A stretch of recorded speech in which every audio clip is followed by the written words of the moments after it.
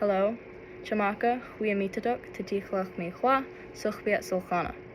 Hello, my name is Chelsea. I've grown up in Tatitlek and I've been taught the Sugpiaq culture. Most of you are probably from Alaska and have heard of many different cultures within it, but I want to go into depth on the Sugpiaq culture in my village. I've grown up in the native Sugpiaq village of Tatitlek my whole life, and I've been taught the language, dances, and stories by dance instructor and language instructor Brandon Moonen and Dean Katelnikoff. Culture is important because it creates an identity for the Sugpiaq people. They're also able to remember their ancestors, create traditions, and pass them on to the next generation. Different components of culture are stories, dance, and language.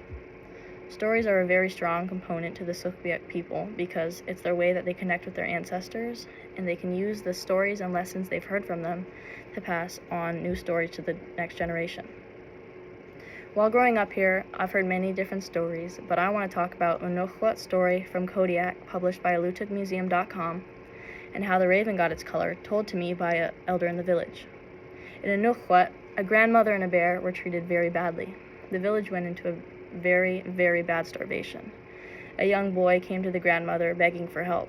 She told him that they needed to treat the land and the animals with the utmost respect, and in return, they'll provide for not only him, his family, but also the whole village. The young boy did this, and the village came out of their starvation. He told the story to his children and his grandchildren, and the story's been in the Sugpiaq culture for many, many generations. And there are several versions of how the raven got its color, but the one I've been told is that the Sugpiaq people believe that not only people have ancestors, but so do animals. They believe that a raven was punished by their ancestors and banished into a cloud of smoke, and when he finally came out, he could not see, and his feathers turned black. The Sugpiaq people continue to respect the land and animals and only use them for subsistence uses, along with always respecting and asking ancestors for guidance and blessings and help when we make mistakes. I know some stories of the Sugpiaq people, but I'm much more familiar with the traditional dances, as I was taught them as a kid, and I'm now a part of the Tatitlek Alutik Sugpiaq dance group. My late dance instructor, Dean Katelnikoff, used to say that traditional dances are a way to celebrate, have fun, praise our ancestors, and continue our traditions. In Tatitlek, we ask people to stand and dance with us, so we can have fun and celebrate this new time together. In Kwayana, gifted to us by the Kodiak Alutik dancers, we are asking our ancestors for guidance and thanking them, and in return, they give us not only answers, but also stories that we can pass down to our children and the next generation. In Tailuchi, also gifted by the Kodiak Alutik dancers, our ancestors go out hunting, and they ask their own ancestors for blessings to hunt the animals.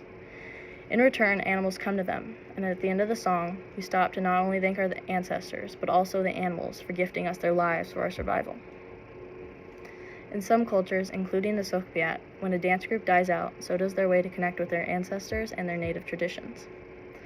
While traditional dance and stories make up a large part of culture's identity, many anthropologists, including Franz Boas, agree that language is the real lifeline of any culture. The language spoken in Tatitlek is Sukston, which I spoke in the beginning of my speech, but sadly, it is dying at a very alarming rate. While there is a language program in place at the school and all students have to attend, it's very hard to get students to want to learn and practice when the language isn't a necessity like it used to be for our ancestors. Our last fluent speaker, Dean Katelnikoff, passed earlier in the fall. With her, a very invaluable resource of the language is now gone, and passing language on to the next generation is going to be very hard without many people wanting to learn it. In order to preserve the village's cultural identity and relevance, we need to actively work on preserving these important components of culture.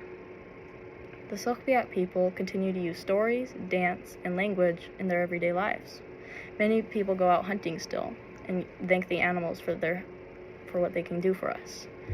They do this to remember their ancestors, continue native traditions, and pass on the traditions and knowledge to the next generation. The Sugpiaq culture is very strong in the village of Tatitlek, and I'm beyond grateful that I've been able to learn about it my whole life and talk about it today. I want to end this with a direct quote posted on Tatitlek.com from late Dean Katelnikoff. Even if our culture and traditions are lost, we can always find them with the help of our ancestors. Life is just a cycle, and we will always find our way back. Thank you, Kwayana.